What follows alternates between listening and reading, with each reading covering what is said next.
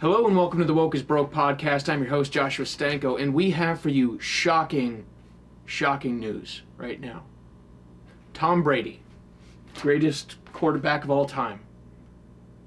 He is coming out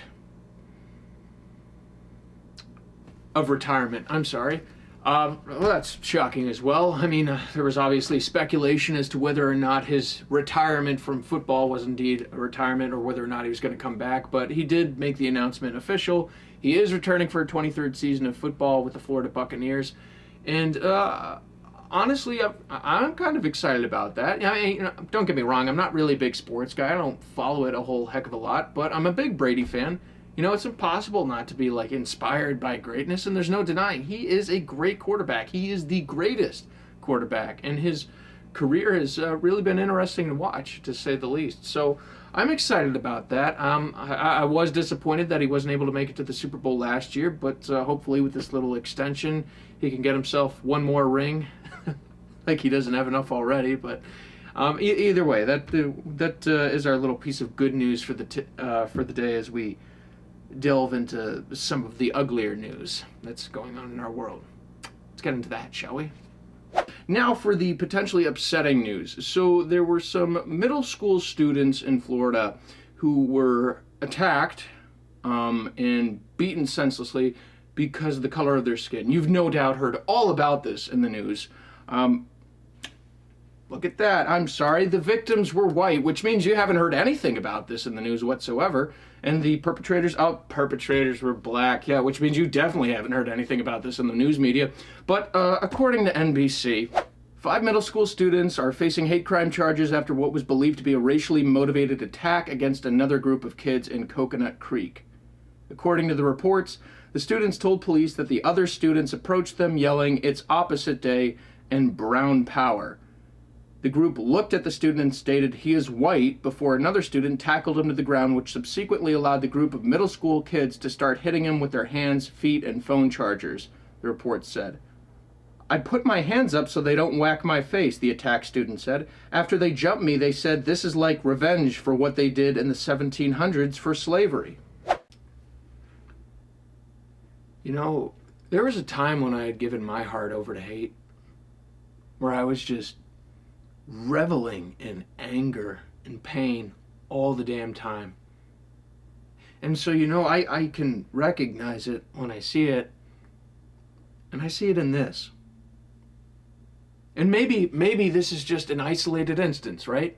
Maybe these students who reached the worldview that told them it was acceptable to beat the bejesus out of other students for being white, maybe they reached that worldview entirely on their own. Or maybe, quite possibly, a society that has taught them that it is acceptable to embrace hatred, to fill your heart with hate, and to aim that hate at other people who are different from you, had something to do with it. Maybe the lesson plans that we were assured, absolutely assured, were not being taught in schools, but if they were being taught in schools, that would be a good thing. Things like critical race theory, right? Maybe that had something to do with it. Maybe the glorification of a Marxist organization, Black Lives Matter, that is solely responsible for the destruction of black businesses, black homes, black neighborhoods, and black churches. An organization that said violence is an acceptable form of protesting. That called for the destruction of the nuclear family, that labeled all of America's institutions as fundamentally racist. Maybe that had something to do with why this happened. You know, we hear this crap all the time, right? Anti-racism. There is no such thing as anti-racism. Anti-racism is racism. And yet, it has to be taught to kids. Right? That is what's being advocated for at the end of the day, right? Is teaching children hate. Right? Because if not, they're not going to learn about history. That was the big argument that we heard. If you didn't want critical race theory in your schools, it's because you didn't want kids learning about slavery. Find me a single student in this country that does not know about slavery in the Americas. Find me one. That's not what it was about. It was never what it was about. What it was about was people recognizing that it was wrong to teach children that they are inherently privileged because of for being white. that it was inherently wrong to teach children that they were inherently oppressed if they were not white, and that laying a collective crime against an entire race of people, right? The idea that all of our institutions are irredeemable because they were founded in racism, and that racism was used to prop up white people, and if you're white today, you are a beneficiary of that racism, that you are an oppressor as such, that you need to shed your privilege, that you need to admit your guilt, and that the people that you are responsible for oppressing merely by your own existence, that those people are entitled to things. They're entitled to things for their immense suffering, right? Leftists like to pretend that America today is exactly the same as it was in the 1960s. Maybe even some of them for the 1860s, right? Go back that far. And they aren't entirely wrong, because there is a form of bigotry that is absolutely tolerated on a societal level today. But is that bigotry aimed towards women or minorities, generally speaking? Or all the people that we are told are victims, are oppressed, and are in need of recompense, restitution, right? No, that bigotry is not aimed towards them. Do you know where it's aimed at? It's aimed towards me. It's aimed towards Asian people. It's aimed towards the minorities who have the audacity to have the quote-unquote incorrect political beliefs. You want to see what racism looks like? Look to Larry Elder, a man who was called the blackface of white supremacy for being Republican. Look to Winsome Sears down in Virginia, who was called a black mouth with a white idea coming out of it. You want to talk about the epitome of racism? How about suggesting that because of your race, that you have to have a particular set of beliefs, and if you don't, you are not a legitimate member of that race. You are a race traitor. You're an Uncle Tom, right? No, that is fundamentally racist as hell. And you know, I take real issue with what all of this anti-racism shit really comes down to at the end of the day, and that is a lack of accountability. It's the idea that if you are not happy in your life, it must be because somebody has been keeping you down. If you are not happy in your life, it must be because those people over there stopped you from being happy. Right? Right? Because if a woman or a minority or something like that, if they're unhappy, it must be because of my happiness. That my happiness is oppressing them. That my existence is oppressing them. And I put it to you, how has my existence oppressed you exactly? Where is my privilege? Exactly. I dropped out of high school in junior year. I weighed over 313 pounds. I was struggling with clinical depression and anxiety disorder. I was committed to a hospital twice before the age of 18 for those problems. I had an annual income of about $25,000 last year. Where the hell is my privilege? Where the hell are all of the awesome little perks and benefits of being white? Please let me know. I would like to partake. I would love to have some awesome freaking life that comes to me for no reason other than the color of my skin. It'd be amazing. It'd be great. No, the reality is that if you are not happy in your life, 9 times out of 10, it's because of you. It's because of the decisions that you make. The idea that a Hispanic kid won't graduate high school because of me. No, a Hispanic kid won't graduate high school because of them. Even when I dropped out of high school, it wasn't because anybody was keeping me down. It's because I made a choice in the face of some rather extreme circumstances, mind you. And everybody's circumstances are different. But let's not pretend that we don't have choices. All we have in this life are choices. And choosing to hate other people and say that you aren't where you want to be because of them, that is a choice. It's a coward's choice, but it is a choice. And that's what anti-racism seeks to do at the end of the day, is to fill the hearts of children with hate. To cut them off from the things that are going to bring them fulfillment and happiness. Things like faith. Things like family. Things like individualism and accountability. Hard work, dedication. Love. It seeks to take away all of that and give them a bill of goods that is going to lead to deeply, deeply troubling and painful outcomes later on in life. But because this course, it doesn't lead to anywhere good. It doesn't lead to anywhere happy or fulfilling. And they're going to be worse off for it. Those kids are going to be worse off for it. And that has to be addressed. That has to be fixed. Because the poisoning of the wellspring of America, the targeting of the most vulnerable and innocent among us, namely the children, is something that has to be addressed. Not tomorrow, not 10 days after tomorrow, today. It has to be addressed today. Because adults, we got all the time in the world. Those kids don't. Those kids don't.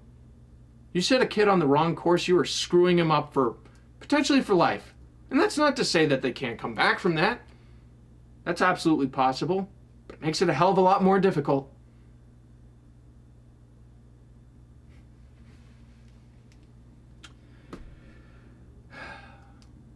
In any event, let's move on with some additional news, shall we?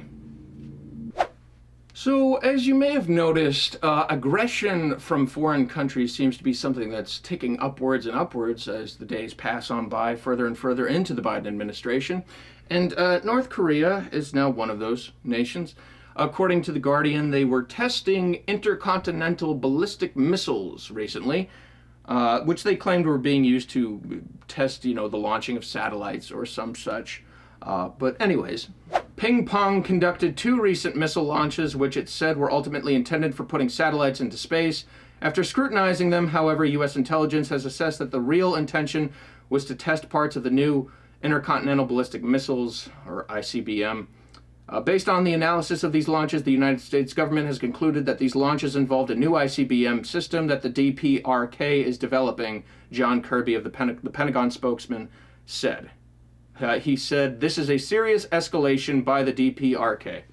Serious escalation. I heard it from John Kirby himself. So what is the Biden administration doing in response to this act of outwards aggression? What are they doing? They're having John Kirby go out there and say, this is a serious escalation by the DPRK. And that's it. In the same way that their response to Russia committing war crimes against civilians in Ukraine right now is to catalog it, document it, write it all down, and then shove it up their ass. Jake, we've seen very credible reports of deliberate attacks on civilians, which would constitute a war crime. We've seen very credible reports about the use of certain weapons.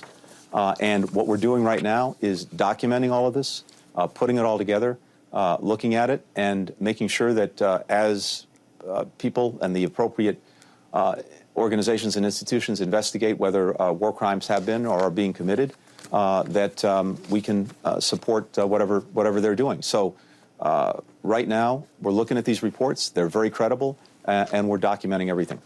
I'm really glad that in the Biden administration, writing notes is really important, right? War crimes are happening. We're documenting that, yes. I'm really glad that they're really good at documentation, because when Republicans take over the House and the Senate at the end of the year, that documentation is going to come in real handy when they start launching investigations into the wild incompetence of the Biden administration.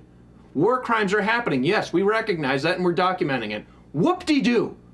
What are you going to do in response to that? That's what I want to know. That's what I want to know. You see war crimes happening. What are you going to do? You see North Korea doing intercontinental ballistic missile tests. What are you going to do? And the answer is nothing.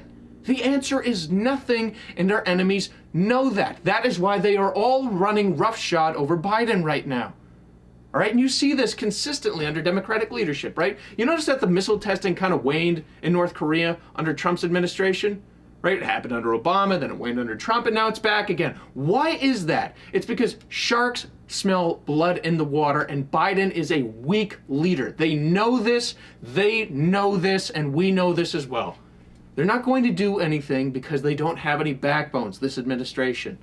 And that was never made more painfully apparent than last week when Biden himself, according to Politico, Biden himself decided that we were not going to assist Poland in providing fighter jets to Ukraine amidst this conflict right now, right? Poland was going to give Ukraine their old fighter jets. We were going to give Poland some of our fighter jets to replace what they were giving Ukraine, and Poland wanted to use one of our military bases that was a little closer to the Ukraine border to ship these planes into Ukraine without having to fly them into Ukraine, right? Because if you fly fighter jets into Ukraine to hand off to the Ukrainians, right, there's a chance that the Russians might just shoot you out of the sky. Right? And everything was fine, everything was in the works until Biden decided at the last second, I'm afraid that might lead to increased aggressions between us and the Russians, and we're just going to back out, according to Politico.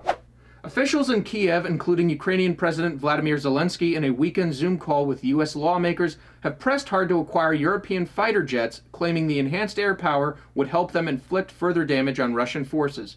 Videos posted to social media during the 2 weeks of fighting have shown the invading army massed in large, slow columns bottlenecked on roads where Ukrainian-operated Turkish drones and ground troops with Javelin missiles have turned hundreds of Russian vehicles into burning husks. But skeptics inside the Biden administration pushed back on the idea of green-lighting the transfer of Poland's MiG-29 fighters to Ukraine, and President Joe Biden sided with those skeptics, 3 U.S. officials said. POTUS will do what the military advises here, and the advice now is to not do this and instead send the Ukrainian government more things they can make good use of, a senior administration official told Politico.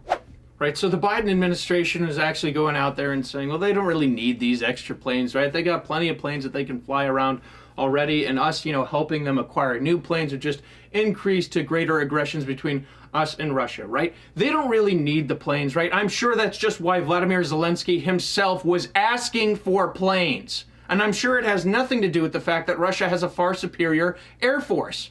But no, they don't really need it. They're asking for it, but they don't know what they need. Give me a break. What they need is America to stand up on its feet and help them however we can. And the idea that it's more aggressive to help them acquire new planes than it is to just give them guns, bullets, and ammo, right? That's what we're doing right now.